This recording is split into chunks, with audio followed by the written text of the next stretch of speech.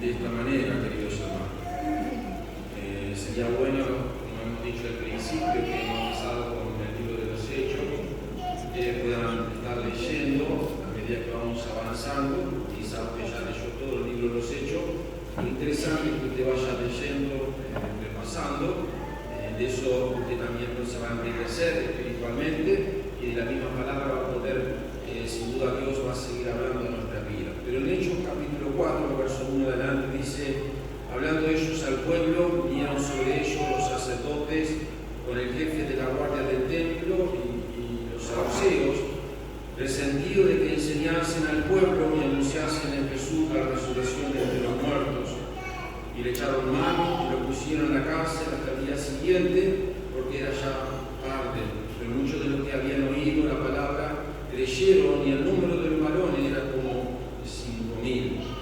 Aconteció al día siguiente que se reunieron en Jerusalén los gobernantes, los ancianos y los escribas, el sumo sacerdote Anás, y Caifás, y Juan y Alejandro, y todos los que eran de la familia de los sumos sacerdotes, y poniéndoles en medio les preguntaron: ¿con qué potestad o en qué nombre habéis hecho vosotros esto?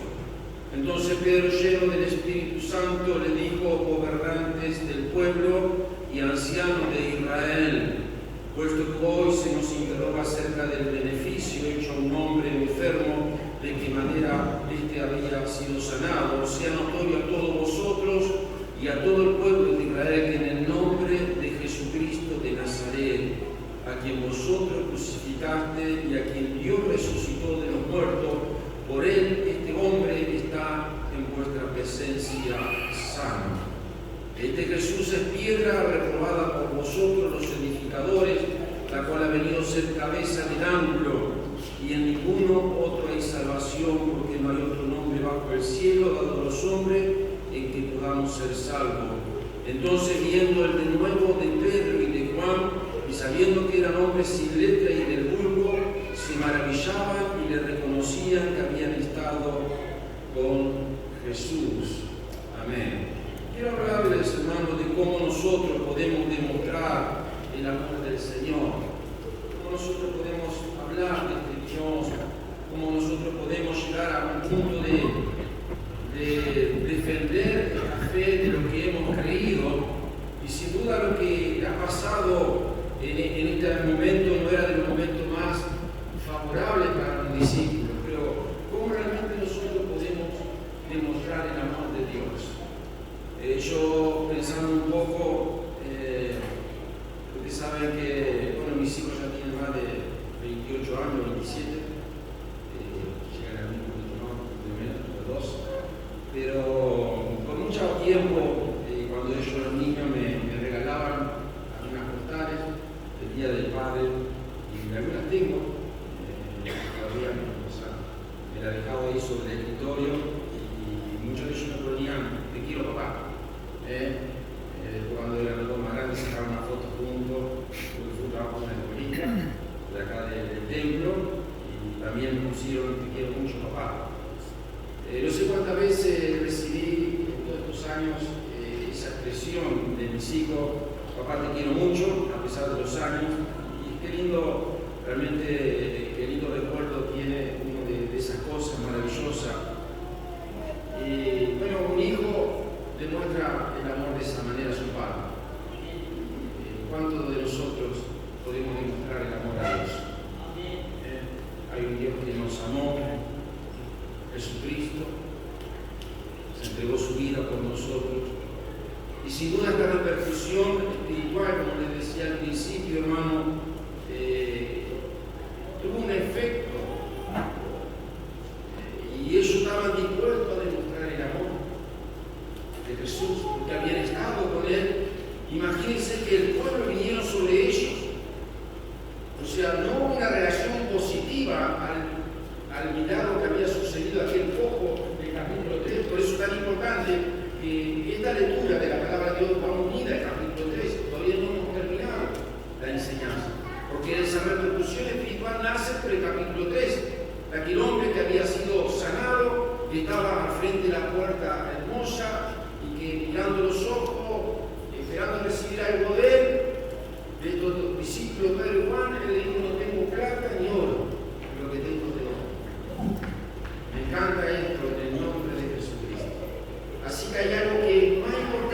la plata y el oro. Y en los sermones que hemos visto, hermano querido, y ahora la defensa que Pedro y Juan también hacen la importancia de este nombre que se llama Jesús. Y es maravilloso, hermano, porque esa repercusión espiritual, hermano, acercó a los líderes religiosos. Miren quién estaba. Estaban sobre ellos los sacerdotes con el jefe de la guardia del templo. O sea, estaban los fariseos, los sacerdotes, el cuerpo Sanedrín, el cuerpo religioso que era el que estaba para, que se cumpliera toda la vida religiosa de los judíos, del judaísmo. Estaba, había un liderazgo que estaba sobre el pueblo, que eran los que estaban para aconsejar, para interceder, para que se cumpliera la ley, que era el cuerpo Sanedrín. Y ellos estaban compuestos de los fariseos y los saduceos. Y en esta oportunidad, hermano, anteriormente, el primer sermón, el apóstol Pablo lo expuso delante de todo el pueblo de Israel. Ahora ya era diferente, porque vinieron sobre ellos, porque había llegado al oído de los sumos sacerdotes, al saduceo. Los saduceos eran los sumos sacerdotes, era el cuerpo más importante, o sea, el que lideraba el cuerpo Sanedrín estaba compuesto por un sumo sacerdote. El guardia del templo era el segundo del rango después del sumo sacerdote.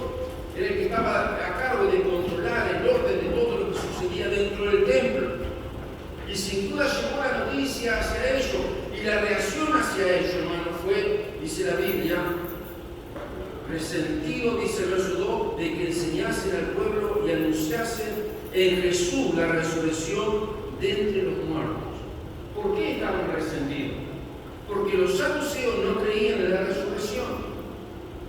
Y ver que estos hombres daban a entender que el milagro que estaba siendo hecho por Jesús, al cual ellos habían crucificado. Acuérdense que en las dos oportunidades, aún en la defensa, ahora vamos a ver cómo el apóstol Pedro y Juan, llenos del Espíritu Santo, como dice el verso 7, ¿verdad? Dice que le dijeron, dice, al cual vosotros crucificaste y quien Dios resucitó de los muertos.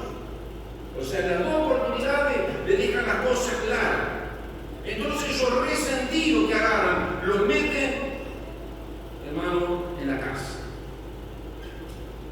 La primera reacción del liderazgo de la iglesia conservadora, del grupo religioso, hermano, Dios estaba haciendo un milagro, Dios estaba haciendo algo maravilloso, había sanado a un hombre de 40 años postrado, y miren lo que hace la religión. ¿Qué hace? Lo lleva a estos hombres a la cárcel. Pero ellos sabían demostrar el amor de Dios.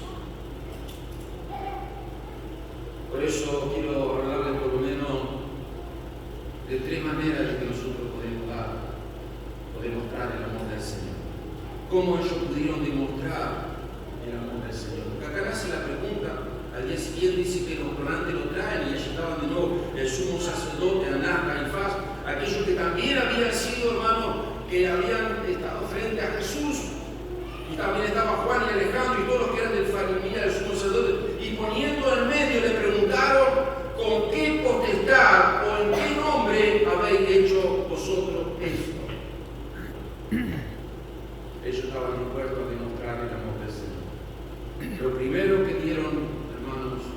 hicieron para demostrar el amor del Señor, dieron gloria a Dios. Ellos, llenos del Espíritu Santo, el versículo 8 dice: le dijo gobernantes del pueblo y ancianos de Israel. Mire con qué respeto a la autoridad.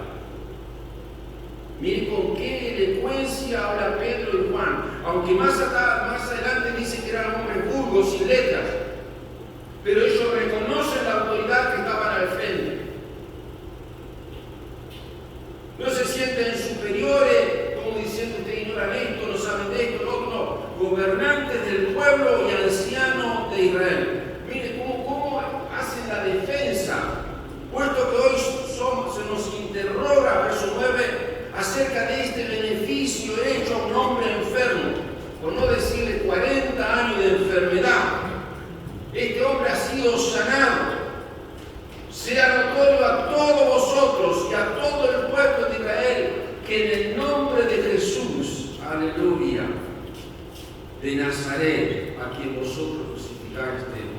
quien Dios le resucitó de los muertos.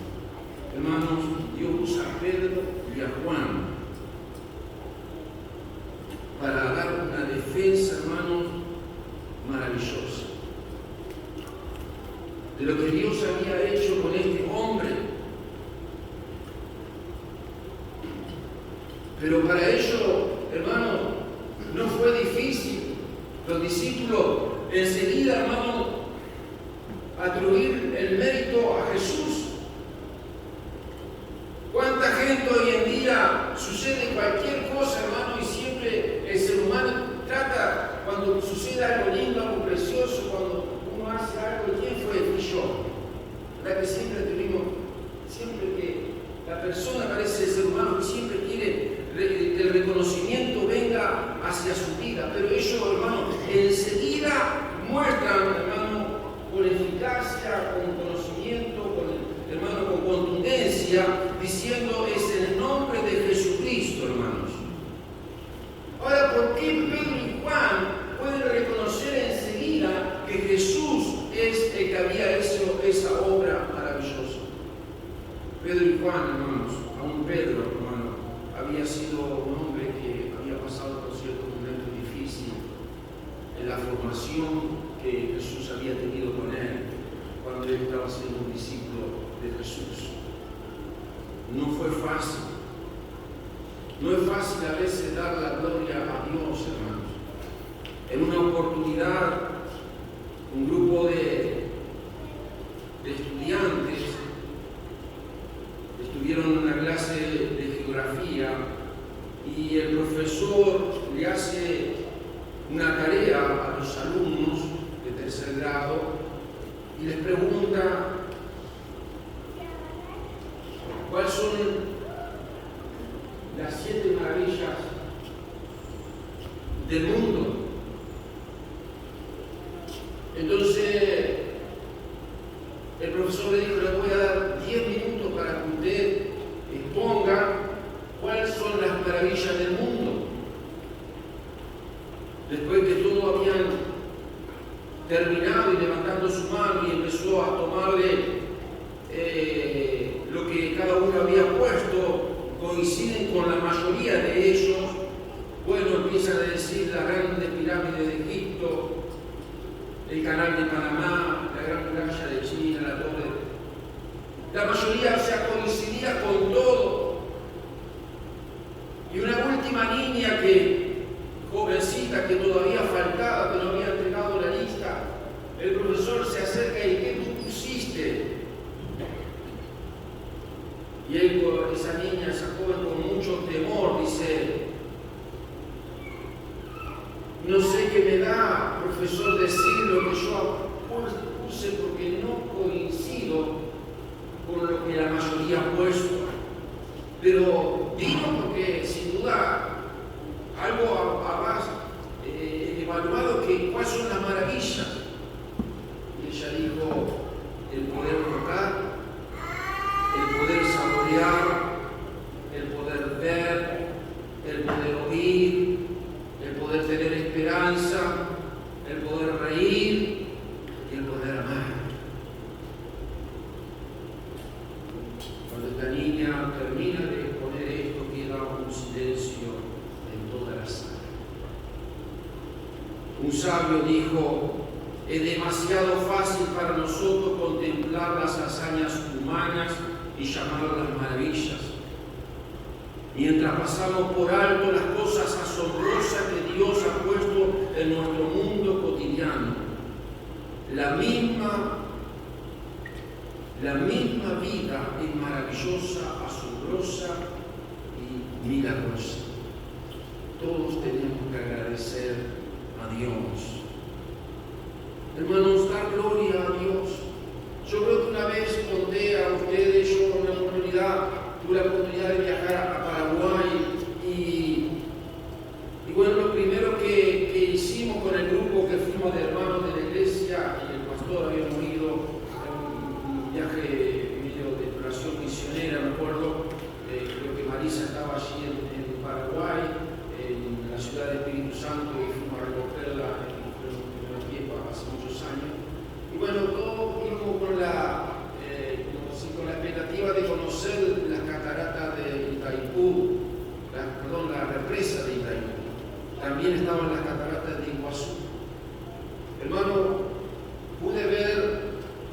las represas de Itaipú. Es algo tremendo para nosotros, lo que el ser humano puede llegar a hacer, ¿no?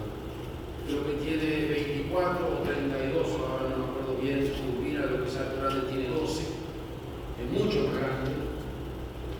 Nosotros en una parte donde mirábamos en la altura y los camiones esos que son extremadamente grandes, que cargan tremenda cantidad de materiales, estaban a una altura, hermano, que les puedo decir que lo miraba allá abajo, era una hormiga y también una altura por abajo.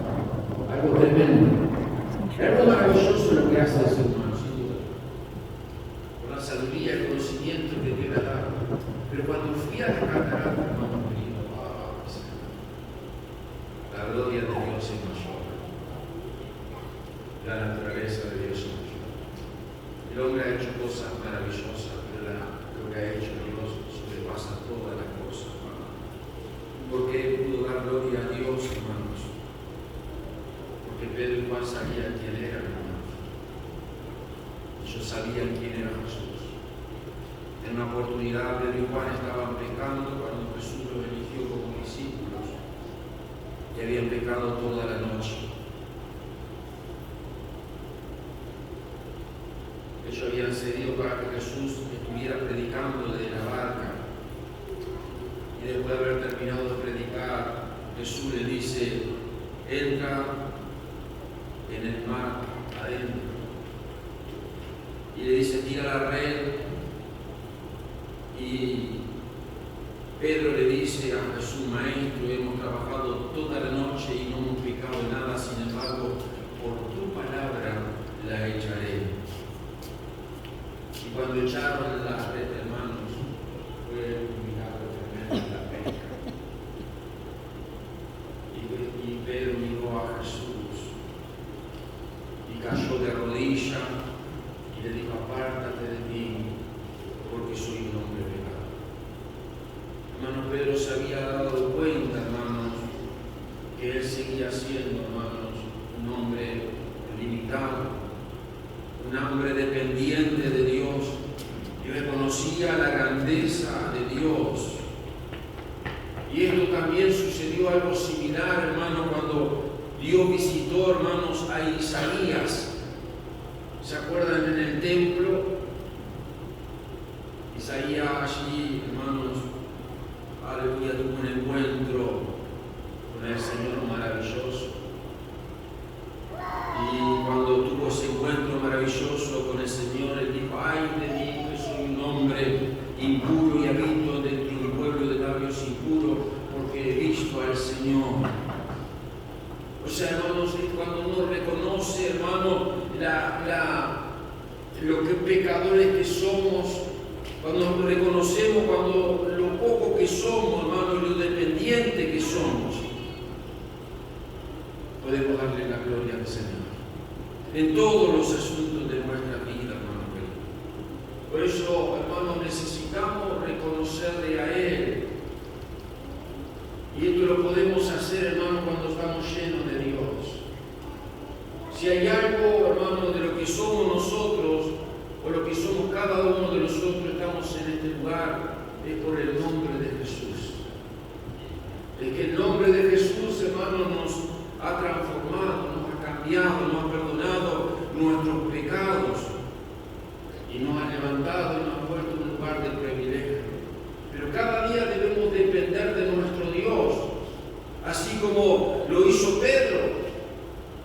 Tampoco tuvo temor frente a la dificultad, frente a la situación que se encontraba, porque había sido puesto en la tarde preso y sin duda en la mañana tuvo nuevamente el interrogatorio, pero Pedro, lleno del Espíritu Santo, hermano, le habló con de nuevo la palabra, dándole a entender que la gloria era del Señor, y si había sucedido algo en medio de esa ciudad, era porque Jesús de Nazaret había estado presente. No solo presente, hermano, sino dijo: a quien Dios resucitó de entre los muertos. Y hermano, eso sí que le picaron los oídos a ellos, porque ellos no creían en la resurrección. Pero le dio a entender, hermano, que ese Jesús seguía vivo en medio de su pueblo. Por eso, hermano, hoy en día nosotros debemos seguir dando la gloria a Jesús. Frente a cualquier situación, hermano, que nos enfrentemos, hermano, lo tenemos que enfrentar, tenemos que darle a reconocer a la gente, hermano, que en el nombre de Jesús sigue habiendo poder. Ese nombre de Jesús tiene el poder para perdonar, para brindarnos, para salvarnos, hermano. Y la segunda cosa, hermano, que demuestra el amor hacia el Señor, hermano, y que todos nosotros necesitamos demostrarle a Dios esto, hermano, está en el versículo 12: y en ninguno a otro hay salvación. Tenemos, hermano, la necesidad, hermanos, de demostrar el amor del Señor, hablando de la salvación de Jesucristo, que el único que nosotros podemos ser salvos, hermano, es por medio de Jesús. No hay en otro. Esto lo hemos venido hablando del capítulo 3, hermano. Muchas veces hacemos énfasis que Dios me ha bendecido en esto y siempre ponemos como las cosas materiales. Venir a la iglesia porque mirá todo lo que Dios me ha dado y Dios te lo, como le estamos dando este mensaje. Es como si todo lo que Dios me ha dado a mí, Dios te lo puede dar a vos. Y eso es mentira.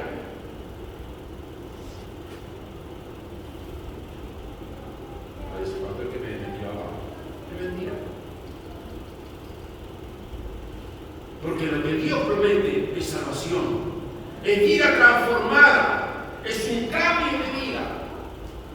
Y después, si Dios te comisiona para un llamado específico que Él tiene con tu vida, sin duda no va a faltar pan y descendencia que bendiga en tu mesa, porque Dios se encargará de proveer todas las cosas.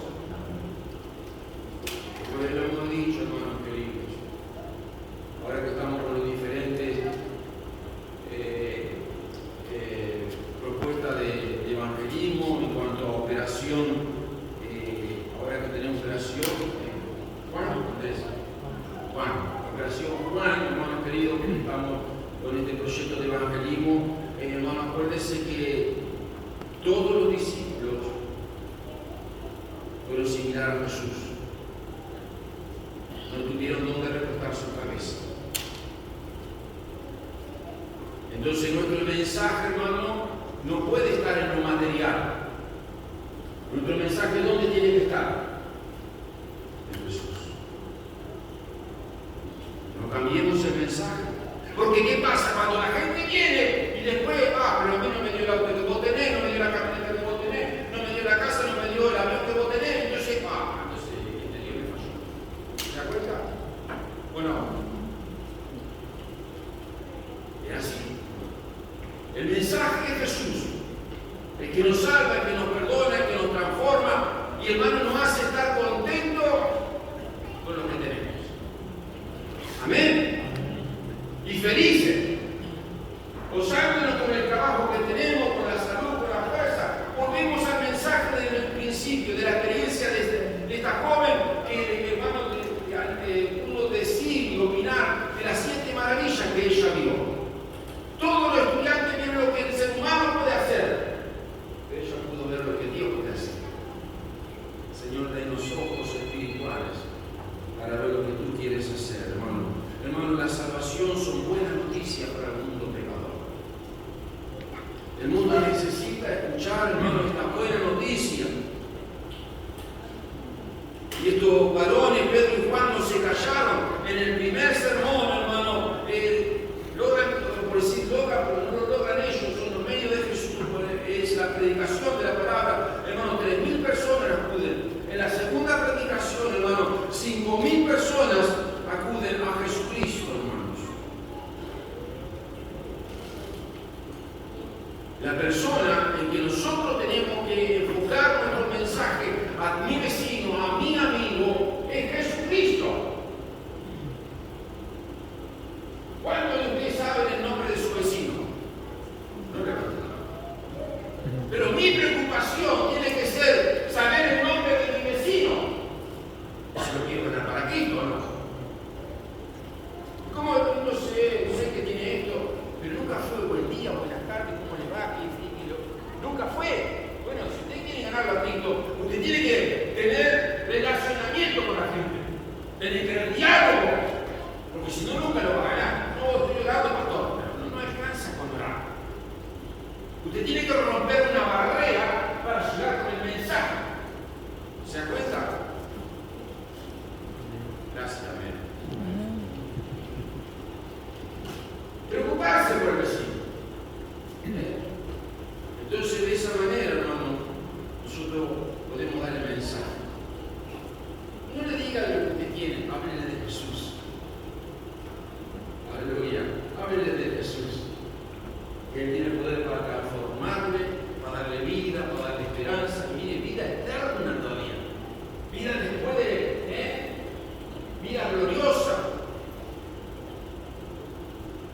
Dios lo puede sacar de esto, de lo otro. Y sin duda Dios te va a dar sabiduría si cometimos errores, cosas, fracasos. Dios también te va a ayudar en esto. Que no hay cosa más hermosa, hermano, que sentir el perdón de nuestros pecados y acostar la cabeza sobre la almohada y dormir tranquilo. No tengo plata, no tengo oro, pero soy feliz, había un coro cantado. No tengo plata, no tengo oro. Había un coro de ese, había un coro de eso también, de muchos años. Ahora me acordé de la iglesia, mire qué lindo, qué hermoso. Bueno, mire, les voy a contar una historia para que ustedes pongan en foco sobre Jesús. Había un niño de 6, 7 años, un niño muy bueno, como todos los niños, hijo de papá y mamá. Su padre siempre volvía de su casa, de su trabajo duro. Y claro, como todo padre que llega a su casa, necesita decir, bueno, por favor, déjeme un rato sentarme en el sillón, déjeme un rato tranquilo. No lo dicen, pero como dice diciendo, a ver, esposa, cuidame, ven, a ver, como la esposa cuando llega, a ver, déjeme un rato descansar. Pero Dios, como son los niños chicos, llega el padre, lo primero que tiene que hacer es jugar con el pan. Necesitan, como lo vieron todo el día, están ahí arriba y esto, y uno dice, ¿cuándo me va a dejar? Pero no lo dicen. Pero como el padre te trata de alguna manera de entender, pero la realidad que te quiere decir es, bueno, te voy a demostrar, usted busca todos los juegos, ya todos los juegos que usted tiene, ya el niño no se entretiene, porque lo agarra un ratito y ya se aburrió y quiere otro. Me pasa lo mismo acá con los nietos, yo los nietos, a mí no me acuerdo los nietos, pero te dicen una cosa, hermano, me encanta. Pero ellos llegan, yo ya uno hace quitar, bueno, 2 minutos. Hacemos la vasilla, 2 minutos. Hacemos lo de ellos, o sea, usted no lo llega con nada. Entonces, como cuando usted es padre de esa manera, usted no sabe ya qué hacer. Entonces, este padre ya no sabía qué hacer. Entonces, le trae una revista donde estaba el mundo entero, toda una revista 4, todo el mundo, y dice, mira esto, dice mi hijo, sí, papá, mira el mundo. Y agarró el padre y ya, dice, yo te voy a dar esto para que te entretenga y para que lo hagas. Ahora sí me he sentado a hablar. Ay, voy a descansar, porque de aquí que arme el mundo Pasaron 3 minutos y él me aparece con el mundo armado. El padre se mira con la cabeza. Porque este niño es un niño súper. Dice, ¿cómo hiciste? Papá, fue muy fácil, porque atrás había la cara de un hombre. Entonces yo no me enfoqué en el mundo, me enfoqué en la cara del hombre, que era más fácil armarlo que en el mundo, porque en el mundo tenía todos los rondeles para los rondeles. Pero la cara fue mucho más fácil. Hermanos, iglesia, no ponga su vista en el mundo, ponga en el único que pueda reconstruir el mundo. Ese se llama Jesús. En ese hombre que tuvieron la cruz de Calvario, que no era un hombre, era el Hijo de Dios, ponga la fe en Él. Él puede reconstruir el mundo. Pero no nosotros poner nuestro ojo en el mundo, porque el mundo es pasajero. Pero el nombre de Jesús, en Él hay salvación. Él sigue siendo eterno. Por eso le amamos hoy. Por eso usted vino a la casa de Dios. ¿Por qué vino? Por el nombre de Jesús. Me encanta que banner que se hizo, hermano, porque que quería poner énfasis en esa persona que es importante. Y quise poner ese nombre, Jesús. Aleluya, que lo hizo, hermano. Porque si hay algo importante en nosotros y en usted, ese se llama Jesús. Aleluya. Porque Jesús jamás, en todo momento, está presente con nosotros. Y eso es maravilloso. Así que, hermano, ¿cómo podemos demostrar el amor a nuestro Dios? Primero dijimos dándole gloria al Señor. Segundo, mostrando la salvación hacia el mundo. Y lo tercero, quiero también, hermanos, decirle que necesitamos demostrar la diferencia. Hermanos, hay una gran diferencia, hermanos, de lo que hace Dios. Dios hace, hermanos, una obra maravillosa en cada uno de nosotros. Ha cambiado nuestras vidas. La Biblia dice, así también nosotros andemos en vida nueva. Aleluya. La Biblia dice, si vivimos por el Espíritu, andemos también por el Espíritu. Hermanos, cuando Dios cambia nuestra vida, hermanos, el mundo enseguida se empieza a dar cuenta. ¿Por qué? Porque empezamos a andar en el camino de la luz. Y la vida de Pedro y de Juan, hermanos, hombres llenos del Espíritu Santo. Pero como dice el versículo 13, entonces viendo el de nuevo de Pedro, miren qué tremendo, la diferencia.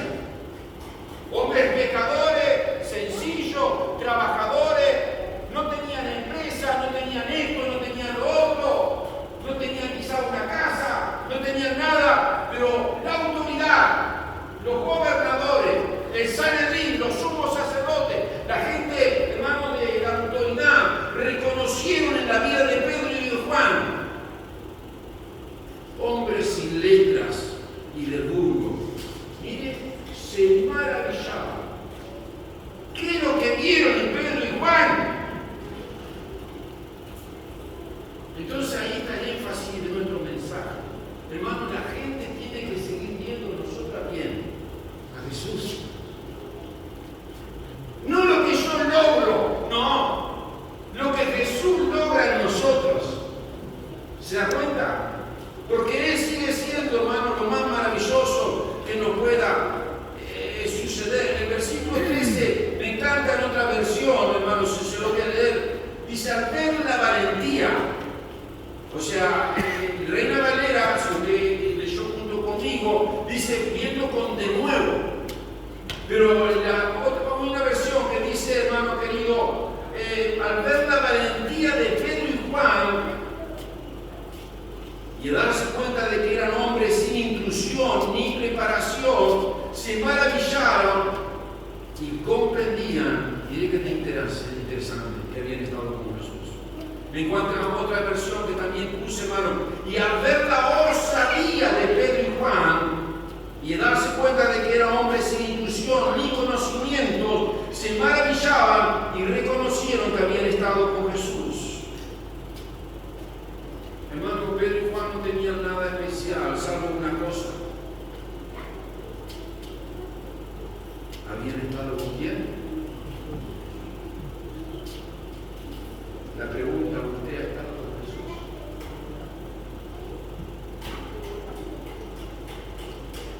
Porque el mundo se maravilla de una persona cuando esa persona está con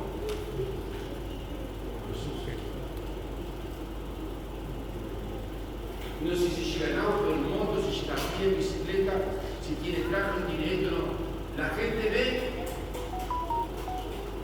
si estamos con quién. ¿Se da cuenta de nuestro el mensaje? Jesús sigue siendo lo más importante. Hablaban de fe estos discípulos, estos apóstoles, Pedro y Juan, pero la ponían en práctica. Mucha gente habla de fe, porque la fe es acción. Actuar en lo sobrenatural de Dios.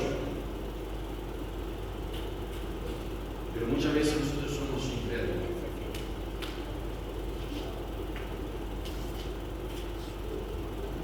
Le voy a contar, lo conté este testimonio el otro día. Creo que acá en la iglesia me lo conté, a veces me olvido, pero lo quiero contar. Usted sabe cómo el movimiento de Argentina, cristianos, tuvo una revolución mundial. Cómo en Argentina hubo una explosión de la obra del Espíritu Santo. Yo no lo sabía hasta hace poco que me habían contado. Muchas veces tenemos hermanos argentinos, pero nunca nos han contado. Uno de los materiales que hemos recibido de los todo americano y todas las experiencias que tenemos son hombres que han estado en Europa, que han estado en una teoría excelente, o sea, personas, hombres usados por Dios, pero no sabía cómo Dios había obrado en Argentina. Y esto me habla de la fe, y por eso quiero contarse. Un misionero americano fue invitado de Argentina a Estados Unidos para que viniera a hacer una campaña en Argentina en el año 1954. En ese entonces la iglesia en Argentina era de 10, 5, 20. Capaz el hermano argentino lo sabe, pero que tampoco lo sabe. En Argentina tampoco lo sabe. Y en el año 1954 uno conoce a Nacón y todo. Qué tremendo Argentina, pero ¿cómo nace todo eso? Es interesante. La historia marca muchas cosas hermosas. Usted a Lolo lo encontrará en la página web, pero ahora se lo voy a dar brevemente porque es largo, pero es muy rico, muy interesante. Aviva nuestra fe, eso sobre lo natural, Dios, maravilloso. Bueno, fui invitado, este hermano no pudo venir, vos que habían invitado, vino él, pero todos los pastores argentinos se reunían y querían hacer algo para que yo hiciera algo en Argentina, ¿verdad? La iglesia era muy chiquita, en el año 1954. Entonces este hermano sube al avión, este pastor, este evangelista, y venía en el avión y decía, Señor, dame una palabra, dame algo que es lo que tengo que hacer sobre Argentina. Y le viene una palabra que le viene a la cabeza, vaya prestando atención, Perón. Y decía, ¿quién es Perón? En el año 1954. Perón. Entonces viene la azafata y le pregunta, señorita, quiero preguntarle quién es Perón. Dice, sí, Perón, pero por favor, ¿no sabe quién es Perón usted? No sé. Es el presidente de la República Argentina. ¡Wow! Mira, y bien llega a Argentina, baja y tiene una reunión con todos los pastores. Entonces, bueno, ahora tiene, bueno, ¿cómo hacer? Dice, ¿qué opina sobre cómo empezar acá? Bueno, dice, tengo dos cosas para hacer. Bueno, ¿cuáles son las dos cosas? Pero, entusiasmado que algo va a suceder.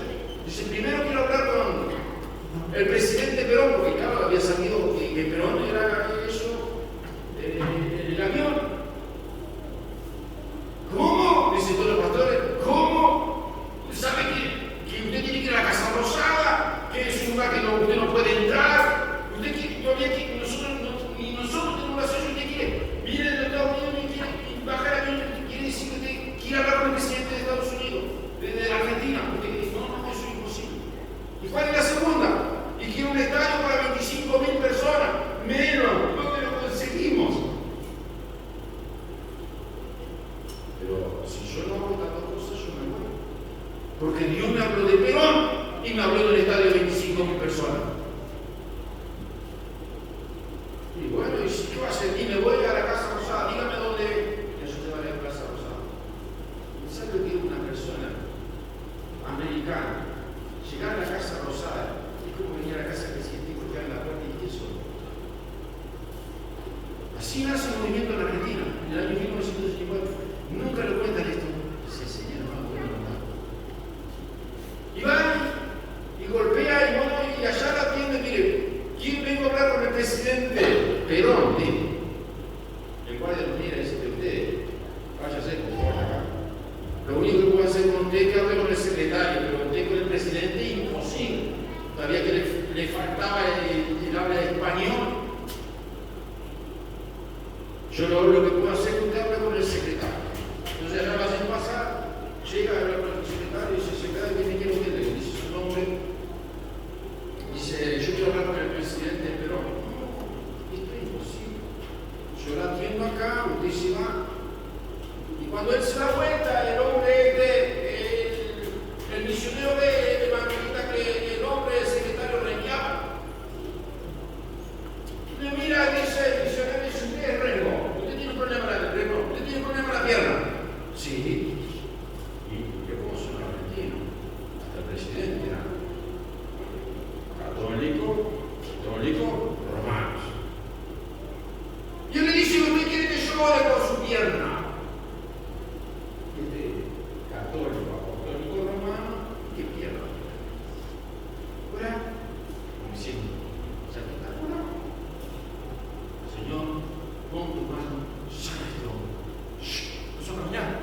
secretario.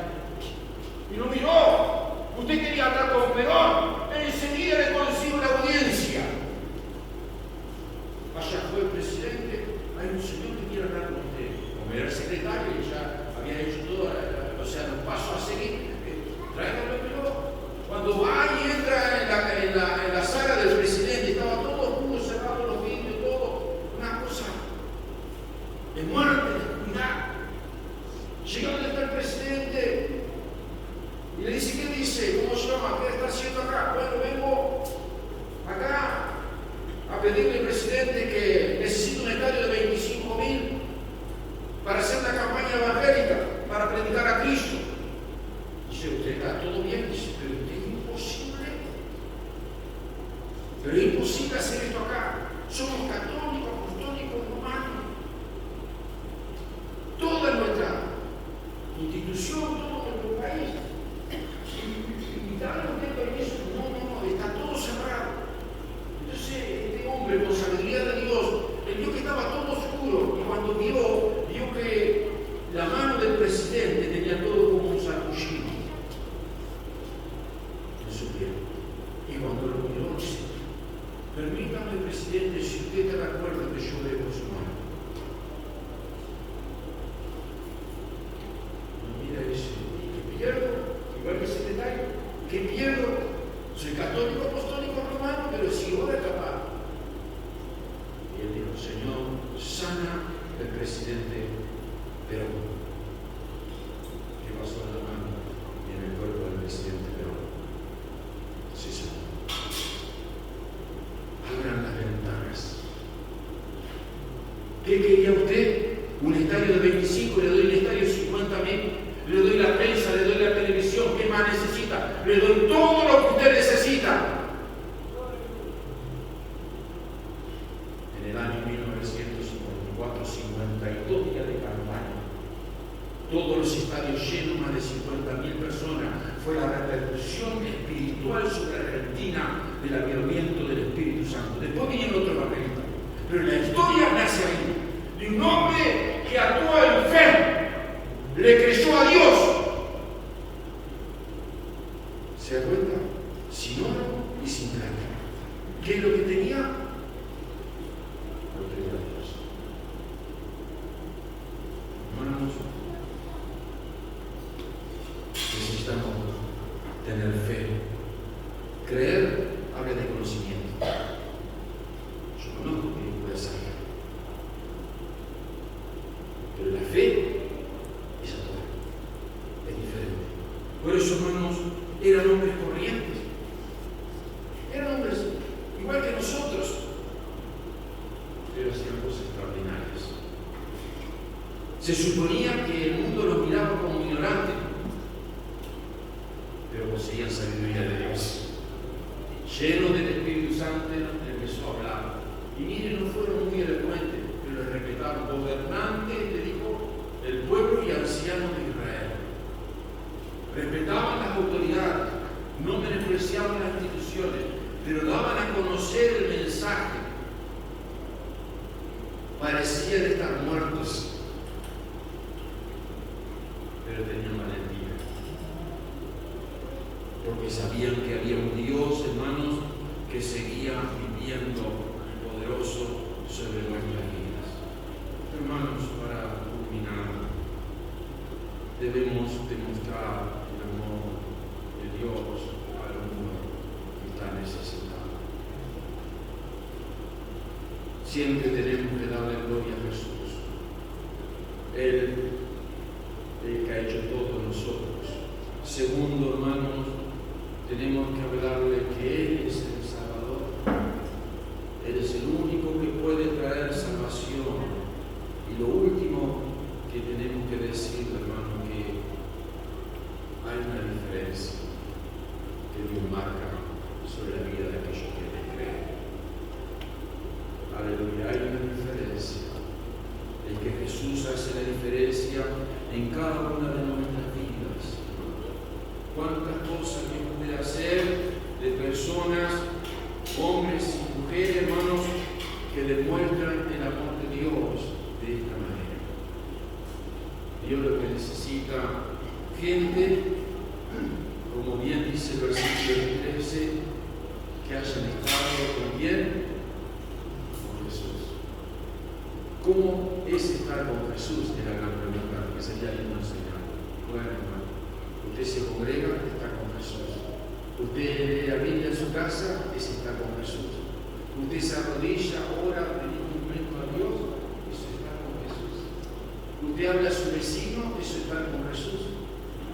Es poder tener actitudes, hermano, del Espíritu de Dios, es, hermano, estar con Jesús.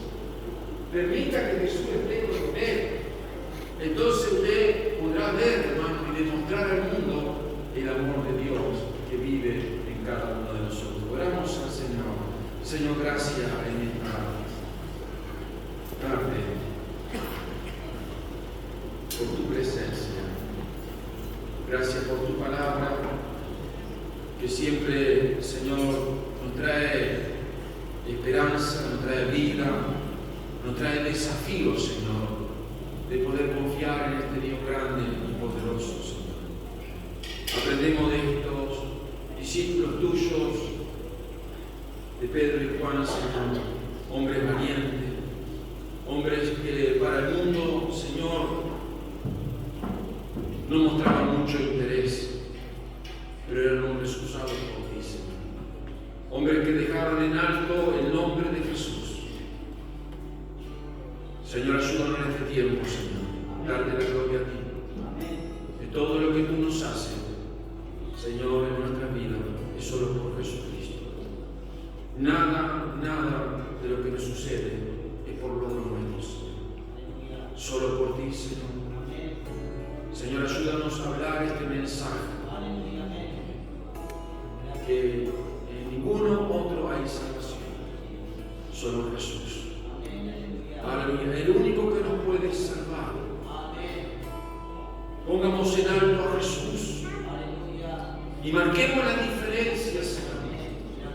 El mundo va a ver la diferencia de aquellos hombres que están con Jesús. Aleluya.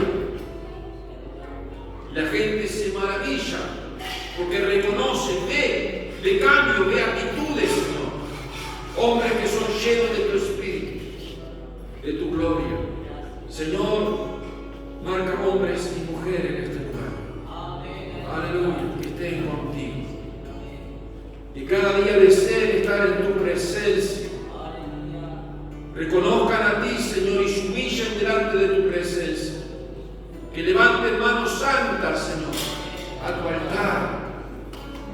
Que podamos entrar en tu presencia con acciones de gracia, reconociendo la grandeza, el poder tuyo, Señor, y de las cosas sobrenaturales que tú puedes hacer en cada lugar donde estemos, donde pongamos a Jesús en alto, Señor.